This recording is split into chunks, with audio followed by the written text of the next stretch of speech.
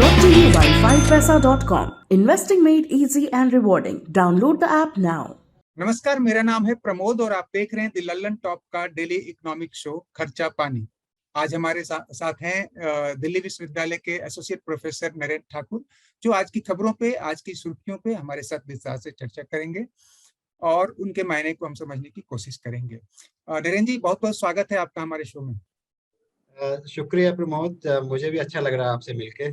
जी नरेंद्र जी, पिछले कुछ दिनों से के शेप रिकवरी की बहुत चर्चा रही है और ऐसी कई खबरें आई हैं, कई इकोनॉमिस्ट की उनके एक्सपर्ट ओपिनियन आते रहे हैं कि देश में जो है वो रिकवरी, जिसको सरकार वी शेप रिकवरी कह रही है, वो असल में के शेप रिकवरी है, जिसमें अमीरी गरीबी का और पिछड़े अगड़े का फासला बहुत बढ़ रहा है। इसी सिलसिले में एक रिपोर्ट आई है, वो है people's research on India consumers economy. उसका बेसिकली एक सर्वे रिपोर्ट है जो प्राइस रिपोर्ट के नाम से जानी जाती है, और उसमें उन्होंने कहा है कि 20% जो सबसे गरीब लोग हैं, वो पिछले 5 साल में उनकी इनकम 53% गिरी है, और दूसरी तरफ जो देश के जो 20% जो सबसे अमीर लोग हैं, उनकी जो इनकम है वो 39% बढ़ी है इस अवधि में। तो ये एक रिपोर्ट है, और आपको याद होगा कि पिछले कुछ दिनों पहले जो है एक उनका वर्ल्ड इनइक्वालिटी रिपोर्ट आई थी, जिसमें लगभग इसी तरह की बात कही गई थी कि भारत में अमीरी गरीबी के बीच बहुत अंतर है और ये फासला बढ़ रहा है। तो ये जो ताजा रिपोर्ट है, इस बारे में आपकी क्या राय है और ये इसे किस तरह से देखते हैं आप? बिल्कुल, मतलब ये जो प्राइस की रिपोर्ट है वो वही रिफ्लेक्ट कर रही है कि गैर बराबरी, जो आर्थिक या जो आय की गैर बराबरी है बढ़ रही है भारत में, और कोविड-19 ने उसको और डेंट किया है प्रमोद। तो बिल्कुल आपने ठीक कहा कि जो निचले तबके में जो 20% लोग हैं, उसकी 53% जो है वो आय वो कम हुई है 2015-16 से लेके 2020-21 में। और वैसे ही ना कि गरीब जो है पिसे हैं इसमें, इवन मिडिल क्लास भी पिसी है। यदि हम मिडिल क्लास की बात करें, जो लोअर मिडिल 20% है, उसकी जो आय है वो भी इन सालों में 32% कम हुई है। इवन जो मिडिल है, जिसको बोलते हैं क्विंटाइल 3 बोलते हैं, उसकी भी 9% जो है आय जो है वो कम हुई है इन सालों में, 2015 से लेके 21 तक। और जो आय बढ़ी है इन सालों में, तो एक तो अपर मिडिल क्लास की बढ़ी है और रिच क्लास की बढ़ी है। तो जो अपर मिडिल क्लास है उसकी आय जो है 7% बढ़ी है, जो रिच क्लास है जिसको क्विंटाइल 5 बोलते हैं हम लोग, वो 39% बढ़ी है। तो ये बिल्कुल एक गैर बराबरी का सूचक है, और बिल्कुल वो वर्ल्ड इनइक्वालिटी रिपोर्ट से उसको लिंकेज भी किया जा सकता है।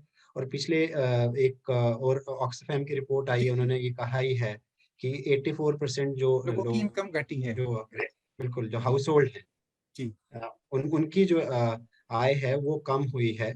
और बिलियनियर जो हैं भारत में, वो इसी पीरियड में 2021 में वो 100 बिल्कुल वो बड़े हैं, वो 102 से जो है 140 हो गए हैं।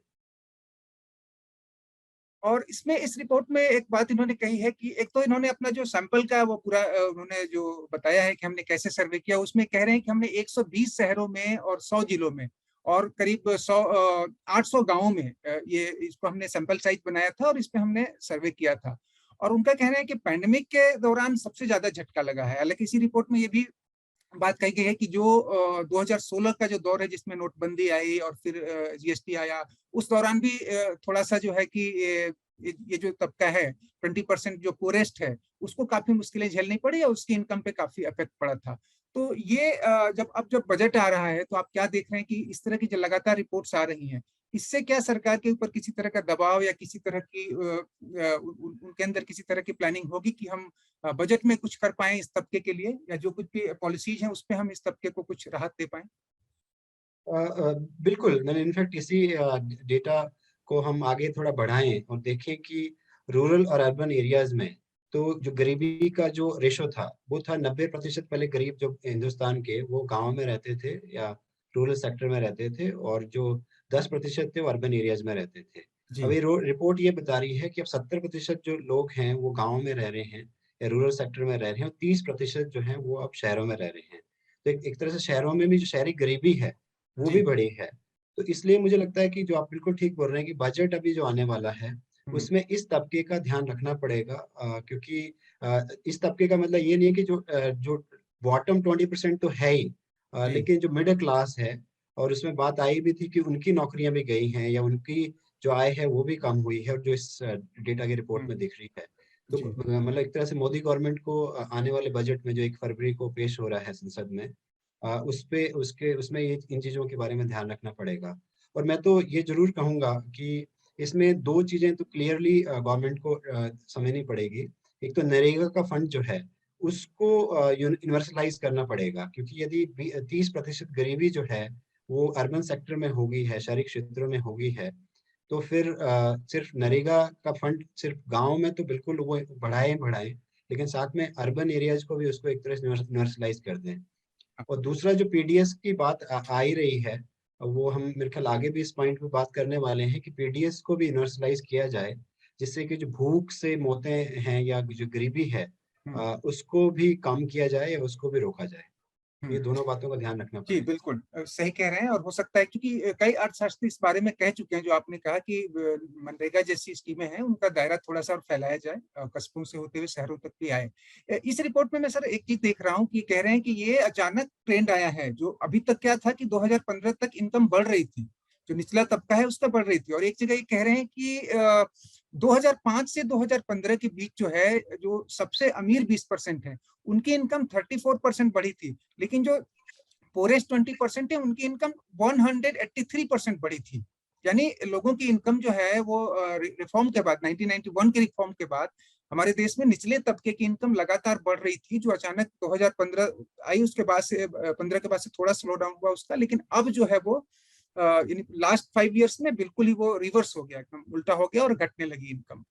तो ये मुझे लग रहा है कि एक बड़ा ही सेटबैक है, और ये इस पे सरकार को ध्यान देना चाहिए। बिल्कुल, और जो प्राइस की रिपोर्ट है, बिल्कुल आपने सही बोला कि 2005 से लेके 16 तक यदि वो टॉप जो या रिचेस्ट जो अमीर लोग थे 20%, उनकी जी 34% जो है वो आय बढ़ रही थी। जो हाउस होल्ड सेक्टर है या हाउस होल्ड इनकम है, गृहस्थ आय जिसको कहते हैं। और जो बॉटम 20% है, जो निचला तबका है 20%, उसकी ऑन एन एवरेज इन 11 सालों में 2005 से लेके 2016 तक उसकी 183% जो है वो इनकम बढ़ी थी। लेकिन यदि उसको एनुअल लेवल पे देखें तो हम्म उसमें हम ये पाएंगे कि वो सिर्फ 10% ही था। तो ओ, जहाँ पे 34% जो है वो टॉप 20% का था, तो बॉटम 20% की जो आय जो थी वो 10% ही बढ़ी थी। जी जी तो बिल्कुल, और इस बार तो अब ये हम और ही ट्रेंड देख रहे हैं एक तरह से कि अब तो ये घट रही है। तो ये एक चिंताजनक बात है, और इसको जी। कि गवर्नमेंट को अपने हम अपनी नरेंद्र जी दूसरी खबर की तरफ जा रहे हैं, जो बिल्कुल इसी से जुड़ी हुई है। और आरबीआई के पूर्व गवर्नर हैं रघुराम राजन। आपको पता है पिछले कुछ दिनों से, क्या पिछले कई साल से वो लगातार सरकार की आर्थिक नीतियों पे अटैक करते रहे हैं। और अभी जब बजट आने वाला है, उन्होंने पहले भी अभी कुछ दिन पहले एक इंटरव्यू दिया था, और अभी पीटीआई के हवाले से एक रिपोर्ट है जिसमें रघुराम राजन कह रहे हैं कि हमारी इकोनॉमी में कुछ चमकदार चीजें जरूर हैं, लेकिन बहुत स्याह धब्बे हैं। और वो उसका एग्जाम्पल दे रहे हैं, कह रहे हैं कि जो पॉजिटिव चीजें हैं उसमें बड़ी बड़ी कंपनियों की इनकम बढ़ी है, और आईटी इनेबल सर्विसेज जिसे कहते हैं, और उसका बिजनेस बढ़ा है, यूनिकॉर्न की संख्या बढ़ी है। लेकिन दूसरी ओर बेरोजगारी बढ़ रही है, लोगों की परचेजिंग पावर घट रही है। एमएसएमई जो micro small and medium enterprises है, उसकी हालत खस्ता हो चली है। तो वो भी कह रहे हैं के सेप रिकवरी जिसको, या के सेप ग्रोथ कह रहे हैं, कि एक तरफ तो एक तबके की जो उसका रुझान है वो ऊपर की तरफ है, दूसरे का नीचे की तरफ है। तो उन्होंने कहा है वित्त मंत्री से कि ये जो है इसको ध्यान रखें। और उन्होंने ये भी कहा है, ये अनुमान लगाया है कि फिस्कल कंडीशन बहुत अच्छी नहीं है, तो बजट में सरकार बहुत हाथ खोल के खर्च कर पाएगी, ऐसी संभावना भी रघुराम राजन नहीं देख पा रहे हैं। तो इनको, इनके इस ताजा बयान को आप कैसे देख रहे हैं?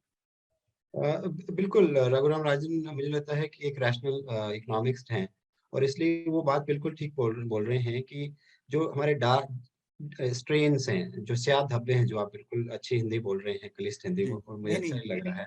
शुक्रिया। तो वो बिल्कुल वो दो चीजों की तरफ इशारा कर रहे हैं, और वो रिपोर्ट प्राइस से लिंक भी हो रही है, उनकी बातें प्राइस की रिपोर्ट से लिंक हो रही हैं कि जो डार्क स्ट्रेन्स हैं, जो स्याह धब्बे हैं, जी उसमें बेरोजगारी और जो गिरती हुई जो आय है लोगों की, खासकर जो लोअर मिडिल क्लास है या जो पुअर क्लास है, उनकी कम हो रही है। और उसके साथ जो इसके साथ वो ये भी कह रहे हैं कि जो स्मॉल स्केल इंडस्ट्रीज हैं, उनका जो फाइनेंशियल स्ट्रेस है वो बड़ा है, स्मॉल एंड मीडियम साइज जो बिल्कुल फर्म्स हैं। बिल्कुल। तो इसलिए उसके अलावा वो ये भी कह रहे हैं कि क्रेडिट ग्रोथ जो उनके लिए कम हुई है, ये बात सही है कि और जितना भी मोदी गवर्नमेंट ने फंडिंग दी है, क्रेडिट बढ़ाया है मुकाबले की फिस्कल फंडिंग के, तो वो एक क्रिटिकल पॉइंट है। और एक पॉइंट वो भी कह रहे हैं जो मैं बहुत शहरों में भी देख रहा हूँ और गाँव में भी देख रहा हूँ, जी। वो है कि जो ट्रेजिक स्टेट ऑफ स्कूलिंग की बात कर रहे हैं, जो हम्म। कोविड-19 में स्कूलों की हालत हो गई है, जो जी। डिजिटल डिवाइड है, हम्म। गाँव में बच्चे क्लासेस नहीं कर पा रहे हैं, या जो क्वालिटी ऑफ टीचिंग है वो डाउन हुई है। तो उससे जो है, जो बच्चों की जो एक तरह से जो पढ़ने का स्तर है या जो नॉलेज का स्तर है, हम्म। उस पे क्रिटिकल जो है कंडीशन आई हुई है या कमी आई है उसमें। तो उस जी। केप रिकवरी में जो नीचे की तरफ जो के का एक डंडा जो नीचे जा रहा है, जी। जी। वो ये लोग हैं। और जो गोल्डन थोड़ा दिख रहा है या थोड़ा बेटर जो दिख रही है चीजें, या ब्राइट स्पॉट्स जिनको कह रहे हैं, वो बिल्कुल जो लार्ज फर्म्स हैं, उनका वो ऊपर डंडे की तरफ है, उनकी जो ग्रोथ रेट में उनका कंट्रीब्यूशन है, जिसको हम कह रहे हैं कि लार्ज फर्म्स जो हैं उनका प्रॉफिट हमें अच्छा दिख रहा है। और उसमें वो बिल्कुल कह रहे हैं कि जो आईटी और आईटी अनेबल्ड जो सर्विसेज सेक्टर है, हम्म। इन्फोसिस, विप्रो, इस तरह की जो कंपनी है, टीसीएस, जो अभी थोड़े दिन पहले रिपोर्ट भी आई कि उनका प्रॉफिट जो है हायर दिख रहा है। और इसलिए इमरजेंस ऑफ यूनिकॉर्न्स की बात कर रहे हैं वो। और फाइनेंशियल सेक्टर के कुछ एरियाज जो है बेटर कर रहे हैं, जो एक तरह स्टॉक मार्केट में दिख रहे हैं। हम्म। लेकिन बिल्कुल ठीक कह रहे हो कि ऊपर जो अपना ग्राफ जा रहा है, जो नीचे ग्राफ जा रहा है की का, उनको हमें समझने की जरूरत है। और जी। उसमें गवर्नमेंट बिल्कुल वो रेफरेंस दे रहे हैं, जैसे कि हम पहले भी बात कर रहे हैं कि बजट जो आ रहा है, हम्म। खासकर ये क्योंकि बड़े तबके के लिए जो मतलब एक तरह से उनके ब्राइट स्पॉट्स हैं, उनको इतना जरूरत भी नहीं है इन्वेस्टमेंट की, जितना कि स्मॉल या मीडियम साइज फर्म्स को है जरूरत है। या जो हमारी प्राइस रिपोर्ट ने बोला और ये भी बोल रहे हैं कि जो मिडिल क्लास या लोअर क्लास जो लोग हैं, उनको जो स्ट्रेस आया हुआ है, फाइनेंशियल स्ट्रेस, जॉब लॉस का स्ट्रेस, वेज लॉस, उसको गवर्नमेंट को इस बजट में अच्छे से कंटेन करना पड़ेगा। और साथ में स्कूलिंग के बारे में जो डिजिटल डिवाइड है, जी। उसको देखना पड़ेगा। उसमें मुझे लगता है कि स्कूलिंग को लेके एकेडमिक और भी कई इकोनॉमिस्ट हैं जिन्होंने कहा है, स्वामीनाथन अय्यर हैं, उन्होंने भी कुछ दिन पहले कहा कि अगर स्कूल ऐसे बंद रहे तो आप इकोनॉमिक एक्टिविटी से जो भी हासिल कर पाएंगे वो उस पर बहुत बड़ा डेंट लगेगा, और ये जो स्कूलों का बंद होना है ये बहुत बड़ा नुकसान पहुंचा सकता है लॉन्ग टर्म में। तो ये बात आपने ठीक कही। एक सर मैं आपको आपका ध्यान दिलाना चाहूंगा, ईटी नाउ को इंटरव्यू दिया था इसी रघुराम राजन ने, और यही 2-3 दिन पहले उन्होंने कहा था कि जो आप थोड़ी देर पहले कह रहे थे कि मनरेगा को शहरों की तरफ लाना चाहिए, तो ये रघुराम राजन ने भी कहा कि मनरेगा जैसी स्कीमें जो हैं वो इधर आप लाएं, क्योंकि इधर जो हमने देखा अभी पिछले साल जिस तरह से माइग्रेंट वर्कर्स गए और जो जो नहीं जा पाए, जिनकी यहाँ पे जो दुर्दशा हुई, तो उनका कहना है कि या तो वो स्कीम लाए, उसी तरह के पैरेलल कोई स्कीम शहरी गरीबों के लिए भी आप शुरू करें। और एक बात वो और भी कह रहे हैं कि टैक्स बढ़ाने के बजाय नए नए क्षेत्र आप तलाशिए, जिससे रेवेन्यू की संभावना जहाँ पे हो सके, तो इससे थोड़ा सा हम ट्रांसफर कर पाएंगे, क्योंकि फिर वो कह ही रहे हैं कि फिस्कल आपके कंस्टेंट हैं, आप ज्यादा खर्च कर नहीं पाएंगे बजट में। तो बिल्कुल बिल्कुल ठीक बोला आपने। और उसी को इनफैक्ट आगे बढ़ाते हुए कि जब के शेप रिकवरी नहीं है, मतलब के शेप रिकवरी और वी शेप रिकवरी उस तरह से नहीं दिख रही है हमें, तो ओमिक्रॉन का एक सेटबैक तो अभी है ही। तो इस कारण से ऑलरेडी हम उसमें क्राइसिस में हैं, और इस तरह के इन्फेक्शन हम कैसे जा रहे हैं, प्रोवाइडेड इसके की जो इन्फेक्शन की जो इंटेंसिटी है, सीवियरिटी है, वो कम है, तो वो एक बेटर पोजिशन भी है।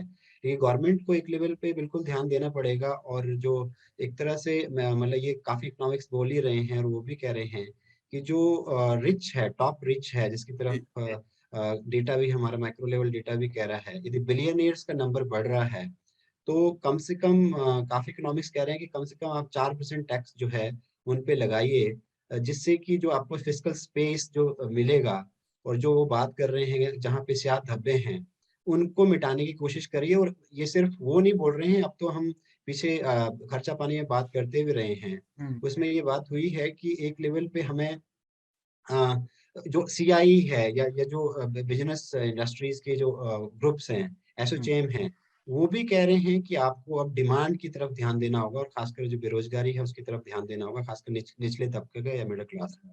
यदि जी। वो नहीं होगा तो उनकी जो सप्लाई है, हम्म। और मतलब जो हमें ब्राइट स्पॉट दिख रहे हैं, वो भी अभी क्राइसिस में हैं। तो बिल्कुल। इसलिए आपको यदि वी शेप रिकवरी की तरफ जाना है, तो इस सेक्टर का या उस हम्म। उन स्याह धब्बों का ध्यान रखना होगा।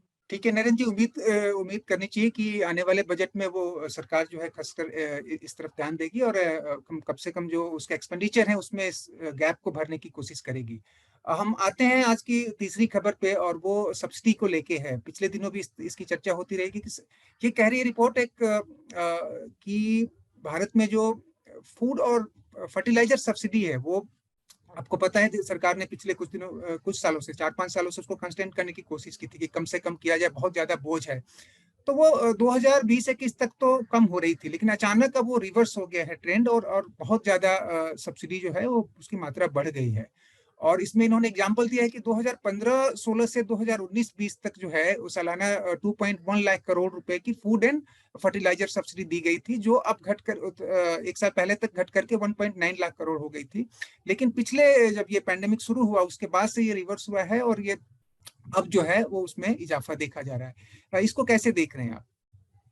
बिल्कुल, वो मेरी पहली बातों से ही लिंक हो रही है कि जब जी। हम यूनिवर्सल पीडीएस की बात कर रहे हैं, तो बिल्कुल ये रिपोर्ट जो है उसमें यही रिफ्लेक्ट किया जा रहा है कि यदि फूड सब्सिडी जो है बिल्कुल 2015-16 से लेके और 2019-20 तक जो कम कम हो रही थी, जी। और वैसे ही जो फर्टिलाइजर सब्सिडी है वो भी एक तरह से कम ही हो रही थी इवन 17-18 तक। उसके बाद थोड़ा सा बढ़ा, लेकिन जो जंप अभी दिख रहा है वो अभी जंप हमें दिख रहा है जो 20-21 में, बीस हम्म। इक्कीस में फूड सब्सिडी हो गई थी 4,22,618 करोड़, मतलब एक तरह से जी। लगभग कहें कि 4.22 लाख हम्म। करोड़ रुपया जो है वो हम्म। फूड सब्सिडी दी गई थी 2020-21 में। और 1,33,000 34 लाख हम्म। एक लाख 34,000 जो करोड़ रुपया जो है, लाख करोड़ रुपया जो है वो फर्टिलाइजर सब्सिडी में दिया गया था। तो वो एक तरह से काफी बड़ा जंप था और उसके दो हम्म। कारण हमें समझने होंगे कि 2020-21 में एक तरह से सेकंड वेव की बात भी थी और फर्स्ट वेव की बात भी थी। तो उसमें ये समझना होगा कि डेफिनेटली जो एक तरह से जो फूड प्रोवाइड किया गया है वो उसमें काफी इजाफा हुआ है फूड सब्सिडी में। और दूसरा जो फर्टिलाइजर सब्सिडी में हमें ये भी समझना होगा कि इतना जंप कैसे हुआ 2020-21 में। तो जो इंटरनेशनल प्राइसेस हैं जी। जो जितनी खादों के या उनके पदार्थों के, हाँ, यूरिया और उस डाई अमोनियम फास्फेट और तमाम खाद के जो है दाम बढ़ गए। बिल्कुल बिल्कुल बिल्कुल, और वो हम बात करते रहे हैं, लेकिन अब जो चिंताजनक बात ये है इसमें कि जो 21-22 में जो बजट एस्टिमेट दिख रहा है जी। उसमें बिल्कुल 50% एक तरह से कम हो गया है फूड सब्सिडी में। वैसे ही फर्टिलाइजर सब्सिडी में वो भी कम हो गया है। तो हम्म। मुझे लगता है कि इस टाइम जबकि ऑलरेडी हम पेंडेमिक में हैं, तो गवर्नमेंट को अभी दोबारा बजट में सोचना होगा कि कैसे ये बढ़ाएं फूड सब्सिडी, जिससे कि हम बात कर रहे हैं कि यूनिवर्सल हम पीडीएस कर पाएं और लोग भूख से ना मरें या हम्म। स्टारवेशन डेथ ना हो। और वैसे ही फर्टिलाइजर सब्सिडी में ये बात सही है कि अभी गवर्नमेंट दोबारा बोल रही है कि हम 1.4 लाख करोड़ रुपया देंगे, हम्म। जो कि इसमें कम दिख रहा है। तो हम्म। वो अच्छी बात है, और उस कारण से हमने लास्ट एपिसोड में बात की भी थी कि ये कहीं ना कहीं इलेक्शन का एक रीजन है हो जो सकता कि है। मोदी गवर्नमेंट या स्टेट गवर्नमेंट जो है वो फेस करने जी। वाली है आने वाले दिनों में। और एक अ, रिपोर्ट तो अभी आई थी कि जिसमें कह रहे हैं कि इस बार फर्टिलाइजर सब्सिडी करीब 1.25 लाख करोड़ 1.3 लाख करोड़ ये दे देंगे। तो वो भी, और पिछले दिनों किसानों को लेकर जो कुछ चल रहा है, तो हो सकता है कि एक किसान कहीं ना कहीं से हो उनके नजर में कि हम उनको थोड़ा सा अपीच कर सकें या कुछ कर सकें, क्योंकि बहुत बड़ी ये रिकॉर्ड सब्सिडी होगी अगर देखा जाए, अगर 1.3 लाख करोड़ ये देते हैं तो केवल फर्टिलाइजर के लिए। बिल्कुल 1.4 लाख करोड़ रुपया देने की बात कर रहे हैं, वो अच्छी बात होगी। और मुझे लगता है कि वो करना ही चाहिए। और लेकिन उसमें बस यही बात है कि जैसे इवन ये क्यों बढ़ी थी, तो ये भी हमें थोड़ा सा दर्शकों से शेयर करना चाहिए कि एफसीआई ने बोरोंग भी की थी, जो नेशनल स्मॉल सेविंग जी। फंड है, उस लोन लिया था। तो हम्म। लोन चुकाने के लिए भी ये फूड सब्सिडी बढ़ी हुई है। तो मुझे लगता है कि सिर्फ लोन चुकाने के लिए बात ना हो, लेकिन ऑल ओवर जो है यदि फंडिंग हो तो उससे फूड सब्सिडी में या बढ़े तो अच्छा रहेगा। क्योंकि हमें ये पता रहना चाहिए कि अभी जो मोदी गवर्नमेंट है, प्रधानमंत्री गरीब कल्याण अन्न योजना जो है हम्म। वो दे रही है, जिसमें 5 किलो जो है वो फ्री जो है अनाज दिया जा रहा है जी। हर व्यक्ति को हर महीने में। तो वो जो है वो मार्च 2022 तक है। और ये हमें ध्यान रखना पड़ेगा कि इलेक्शन भी जब तक 5 राज्यों के हो जाएंगे, तो और खासकर यूपी में, तो इस कारण से मुझे लगता है कि गवर्नमेंट अब कितना उस पर ध्यान देगी। लेकिन हमारी तरफ से एज इकोनॉमिक्स या एज जर्नलिस्ट हमें ये जरूर गवर्नमेंट को कहना चाहिए कि बड़ी समस्या है अभी भूख की या गरीबी की, और जिस तरह से इनके डेटा हमें दिख रहे हैं या जो गैर बराबरी के डेटा दिख रहे हैं, उसमें दोनों चीजें गवर्नमेंट जारी रखे और बढ़ाए, चाहे वो फूड सब्सिडी की बात है या फर्टिलाइजर सब्सिडी की बात है। जी ठीक है नरेंद्र जी, अब हम लौटते हैं अपनी चौथी खबर पे। और ये आर्थिक सुर्खी असल में पिछले कई दिनों से चर्चा में है। आपको पता है बजट आने वाला है और इनकम टैक्स को लेकर के तरह तरह की अटकलें हैं, तरह तरह के अनुमान हैं। और इसमें आज दो तीन खबरें हैं। मिंट में एक खबर छपी है, इकोनॉमिक टाइम्स में भी कल छपी थी, और मनी कंट्रोल वगैरह पे भी दिख रही है। उसमें ये अनुमान लगाया गया है कि सरकार जो है वो मिडिल क्लास को खुश करने के लिए स्टैंडर्ड डिडक्शन बढ़ा सकती है। जो अभी 50,000 है उसको बढ़ा के वो 1 लाख कर सकते हैं, ये ऐसी चर्चा है।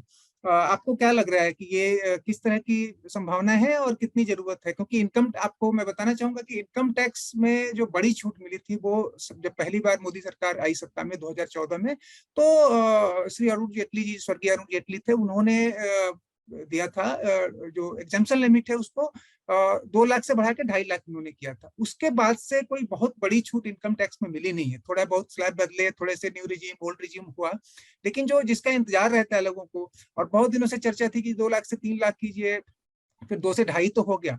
अब ये स्टैंडर्ड डिडक्शन में अगर राहत मिलती है, जैसा कि आपको क्या लग रहा है कि सीधे 50 से 1 लाख संभव है? और दूसरा, अगर देते हैं तो ओवरऑल जो परिप्रेक्ष्य है उसमें कैसे देखते हैं कि ये मिडिल क्लासेस को लेके कितना संतोष या कितना खुश हो पाएगा? मुझे लगता है कि फिस्कल स्पेस का इशू तो है, लेकिन यदि रैशनल हम बात करें तो अभी हम डेटा में देख ही रहे थे, जो रघुराम राजन भी कह रहे हैं और वो प्राइस की रिपोर्ट भी बोल रही है। मुझे लगता है कि गवर्नमेंट को बिल्कुल मिडिल क्लास को फायदा देना चाहिए, और यदि टैक्स एक्सपर्ट बोल रहे हैं तो मैं भी इनफैक्ट इसको सपोर्ट ही करता हूँ कि जो स्टैंडर्ड डिडक्शन है जो 50,000 से है वो 1 लाख तक होनी हो रही है, तो अच्छा होगा लोअर मिडिल क्लास के लिए ये बात।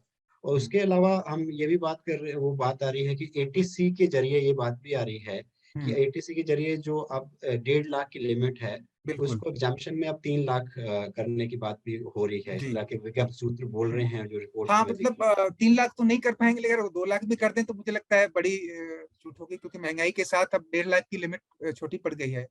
बिल्कुल। और वैसे ही ये भी बोला जा रहा है कि जो इंटरेस्ट के लिए एग्जाम्पशन है, पहले जी वो वो 2 लाख थी, उसमें भी वो हाँ, 3 लाख की बात कर रहे उसको हैं। उसकी भी मांग चल रही है। और एक बड़ी चीज है कि मेरे ख्याल से करीब 20-25 साल हो गए जब अपर लिमिट जो इनकम टैक्स की है वो 30% पे ही है।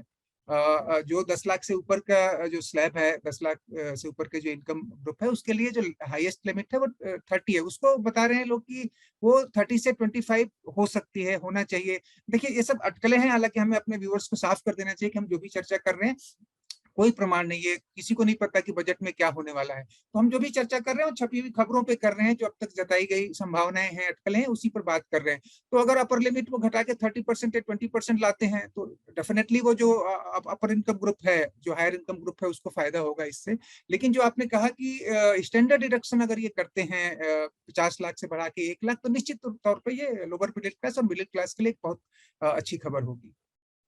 बिल्कुल, बिल्कुल। और इसमें ये बात भी हो रही है साथ-साथ कि जो एलटीसी के लिए इन्होंने एक तरह से रिलीफ दिया था, जिसमें ये कूपन स्कीम थी कि आपको 38,000 जो है पर फैमिली मेंबर जो है, आप जरूरी नहीं है कि ट्रैवल करें कोविड में, तो उसमें आप जो है वो ले सकते हैं, मतलब जहाँ पे भी आप जी जॉब कर रहे हैं।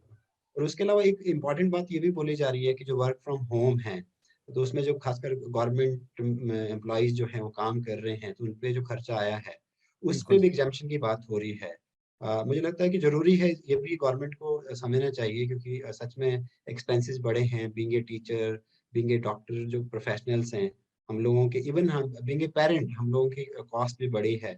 कि आपको लैपटॉप या टैब, मोबाइल के डेटा कार्ड जो है वो खरीदने पड़ रहे हैं, तो मुझे लगता है कि उसमें कंपनसेट करें। चलो ये तो चलो मिडिल क्लास की बात है या जो अपर क्लास की बात है, उसको देखा जा सकता है। और ठीक बोल रहे हैं, अब रिपोर्ट्स हैं, वो जेन्युइन क्या होगा वो आने वाले दिनों में पता लग ही जाएगा, 1 फरवरी जी को क्या होने बिल्कुल। वाला है। लेकिन जो लॉजिकल बात है, जिसपे कि हमें प्रोमिनेंटली हम बात कर रहे हैं, कि जो इनइक्वालिटी बढ़ रही है, वेल्थ इनइक्वालिटी और इनकम इनइक्वालिटी, और बहुत सारी रिपोर्ट्स आई हैं, जो गरीबी बढ़ी है, जिसके अंदर बोल रहे हैं कि वो जो सियाह धब्बे हैं उस पे सरकार को काम करने की जरूरत है। और उसमें यदि उनका टैक्स जो बात हो रही है, जो इकोनॉमिक्स बोल रहे हैं कि 4% यदि वो सुपर रिच टैक्स या वो लगाएं, तो मुझे लगता है कि जो बिलियनियर्स का जो नंबर बड़ा है और वो आराम से दे पाएंगे, उनके लिए ज़्यादा कॉस्ट नहीं है। लेकिन हमें जो स्पेस मिलेगा गवर्नमेंट को, और उसके थ्रू हम जो बेसिक डिमांड कर रहे हैं खासकर कि आप जो है यूनिवर्सल करिए नरेगा को, और पीडीएस को जो है वो आप यूनिवर्सल करिए, जिससे कि कम से कम आप इंश्योर कर पाएँ लोगों की ज़िंदगी को, या उनकी भूख से मौत ना हो उसको। और उसके साथ मैं एक और ऐड करना चाहूँगा कि हेल्थ, क्योंकि हेल्थ का बड़ा क्राइसिस है, तो हेल्थ में भी फंडिंग बढ़े, क्योंकि बजट में बात हो रही है, तो मुझे लगता है ये भी हम दर्शकों से शेयर कर सकते हैं कि कितनी बड़ी समस्या है, और कितना, मैं तो एग्जांपल भी दे सकता हूँ इनफैक्ट, और दर्शक भी एग्जांपल दे सकते हैं कि प्राइवेट सेक्टर ने कितनी लूट की है, और प्राइवेट सेक्टर कितना बच भी रहा है कोविड-19 में। तो उसमें कितना काम जो है वो पब्लिक सेक्टर ने या सरकारी अस्पतालों ने किया है, जानें बचाई हैं। तो उसको और बढ़ाने की जरूरत है। जो अभी 1% जीडीपी का खर्च कर रही है सरकार, तो उसमें बार-बार कमीशन, जो हेल्थ कमीशन है या कमेटीज हैं गवर्नमेंट ऑफ इंडिया की, वो बोलती रही है कि 2.5% कम से कम खर्च करें। वो आज ऐसा मौका आया है कि 100 साल के बाद इतनी बड़ी बीमारी है, तो मुझे लगता है सरकार को इसमें समझ आना चाहिए, चाहे वो पॉलिटिकल रीजन के कारण समझे या जिंदगी के कारणों से समझे, लेकिन 2.5% जो है वो बजट का, जीडीपी का वो खर्च करें चलिए, इस ये उम्मीद करते हैं कि सरकार ये इस ओर ध्यान देगी। नरेंद्र जी, आपने आज की सुर्खियों पे, आज की खबरों पे विस्तार से चर्चा की, उनके कई पहलुओं पे आपने गहराई से विश्लेषण किया। आपका बहुत बहुत धन्यवाद। शुक्रिया आपका भी, मुझे भी अच्छा लगा बात। तो ये था आज का खर्चा पानी। अगले एपिसोड में फिर मिलेंगे नई खबरों के साथ, नई सुर्खियों के साथ। तब तक अपना ख्याल रखें। नमस्कार।